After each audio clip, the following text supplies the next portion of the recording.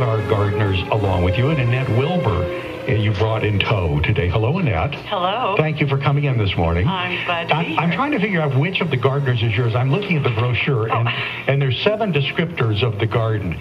Now, let's see. Walking through a Spanish-style home, that wouldn't be yours, would it? No, that's not me. Okay, number 2, a countryside estate, that wouldn't be yours, would it? I don't think so. Number 3, motivated to save large ailing oak trees. The English rose garden, that could be yours. That is us. Is it really? That is.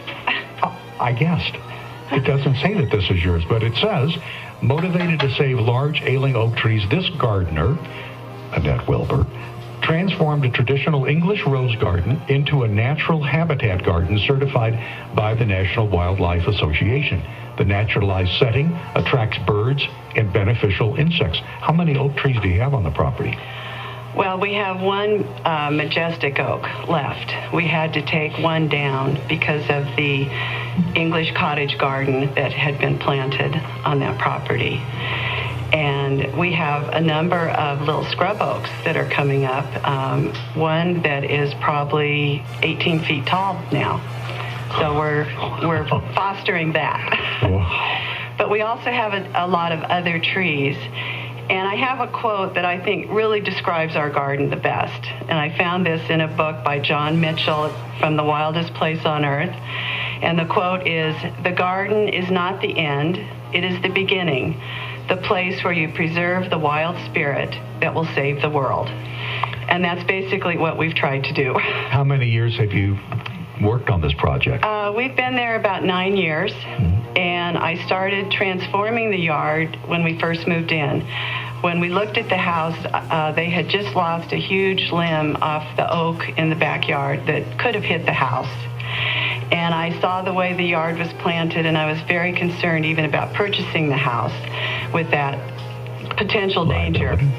But my husband and I both loved the house, and we decided it was worth the risk.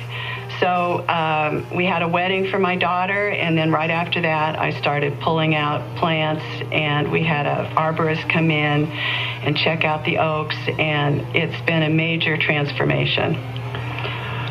I was just exhausted listening. Yeah. So what was your vision? What was the theme of how you wanted to transform this garden? Well, I became very interested in habitat gardening right before we bought the house. I grew up always interested in yards. My father was your typical formal gardener, always color themed, beautiful annuals, etc. And I became aware that there's another way to do it.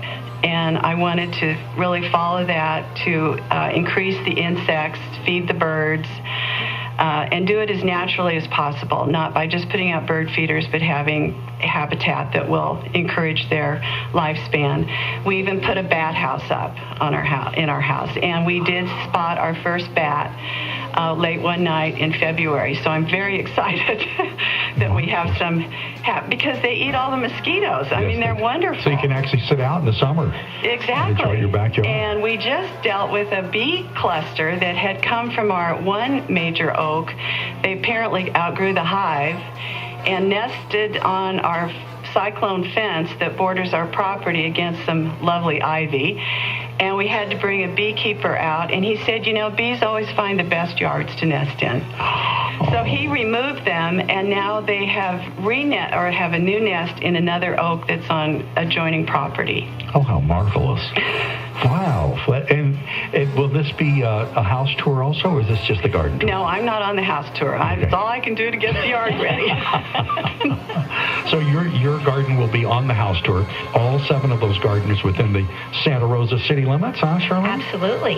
And so, but it makes it very convenient and easy to go from one to the other. And in fact, the formal white garden is, well, if you had more time, you could walk between Annette's garden and this particular garden. So in the same neighborhood are the total contrasting approaches to the garden for your home. We'll be right back, talk more, but we want to take phone calls now because I know a lot of people out there would love to win a complimentary pair of tickets to this upcoming event. Taking your calls at 636-1350 and special guests in the KSRO Greenhouse, Charlene Staples and Annette Wilber from the Sonoma Medical Alliance Foundation's annual Big Garden Tour coming up May 11th and May 12th this year through the Garden Gate. 7 private gardens, 2 homes that you can tour both Friday and Saturday for 1 ticket price, and all the money benefits some very worthwhile charities. What are some of the plants, the native plants that you have planted that you're very fond of and would like to call our attention to? Well, one of the first things we did was we took out a back lawn. It wasn't a huge piece of property, but it was very pet-trodden and had a lot of crabgrass in it. And I said, let's just take all this out, and I'd like to plant wildflowers, because I'm a big fan of wildflowers.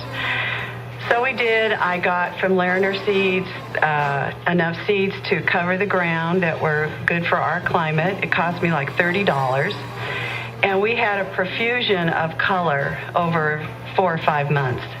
And the downside is when they die off, you have to clip it all back. But over time, I've found some favorites.